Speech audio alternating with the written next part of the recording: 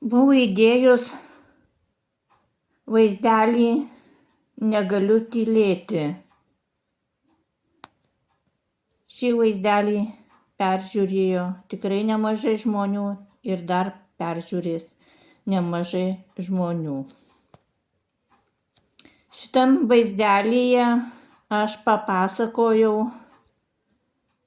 kaip Kauno Antoje dirbantis specialistas, nepildydamas klausimyno, nepildė nei vieno klausimo iš klausimyno, tai suklastojo klausimyną, tai įvykdė nusikalstamą veiką, nes nuo klausimyno užpildymo priklauso žmogaus 40% negalia. Tačiau aš gavau atsakymą, nes šį pranešimą buvau nusiuntus į Socialinės apsaugos ir darbo ministeriją. Atsakymą parašė Asmens su negalia teisių apsaugos agentūroje dirbanti direktorė Eglė Čaplikienė.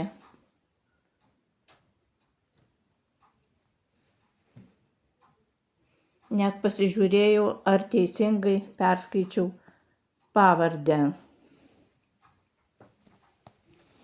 Taigi dabar noriu perskaityti, ką jinai atsakė.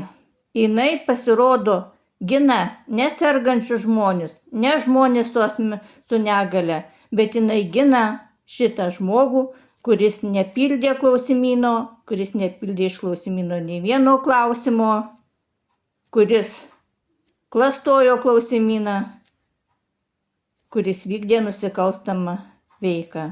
Taigi,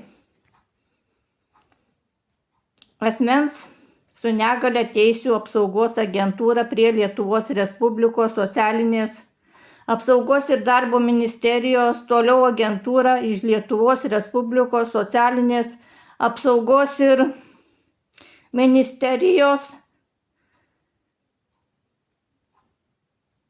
2026 sausio 20 gavo jūsų 2026 sausio 18 pareiškimą numeris toks, toliau pareiškimas, kurį pateikėte fono nuotraukos formatų elektroniniu paštu. Pareiškime nurodyta, kad pažeidžiant žmogaus teisę reglamentuojančius ES ir Lietuvos Respublikos teisės aktus Kauno 1 teritorinėme skyriuje, toliau Kauno TS patyrėte neigiamą emocijas, nes darbuotojas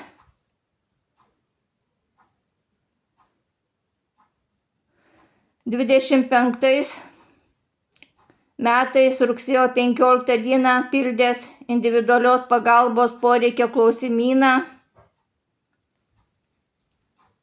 jį suklastojo.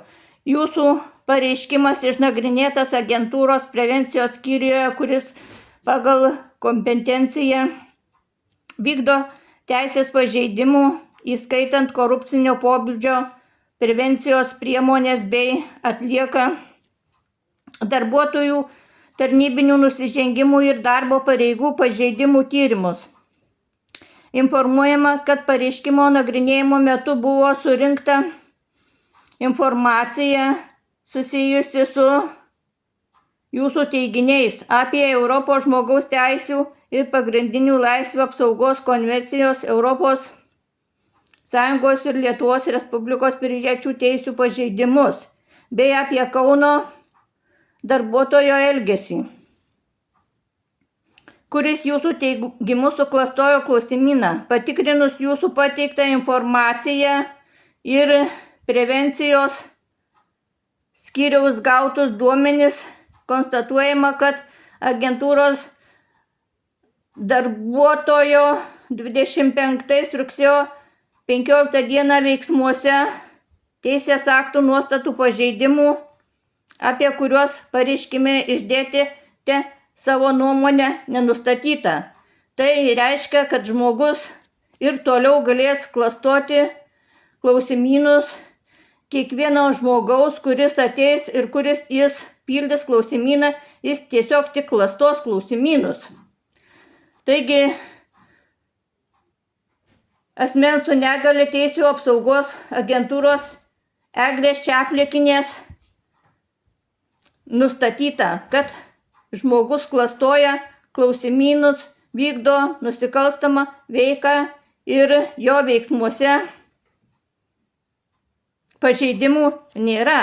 Taigi, tokią mes turime Lietuvoje asmens su negalia teisių apsaugos agentūros direktorę, kuri tiesiog liepia klastoti klausimynus šiam žmogui. Jokios baudos. Kitoje šalyje šis žmogus jau seniai būtų nedirbęs, o Vilniaus asmens su negalia teisių apsaugos agentūros direktoriai Čaplikiniai tokie žmonės tik ir reikalingi, kad dirbtų Antose. Taigi, Kauno Antoje turbūt dirba visi specialistai, kurie klausimynus pildo, vien tik klastoja klausimynus. Bet kadangi klastoja klausimynus,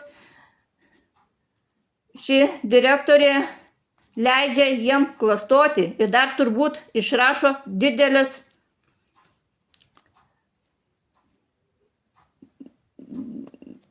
priedus prie mėnesio atlyginimo, nes, žinot, žmogus padaromas sveiku klausimyno pildymo suklastojimo būdu, tai nereikia žmogui mokėti pinigų ir žmogų galima badu marinti.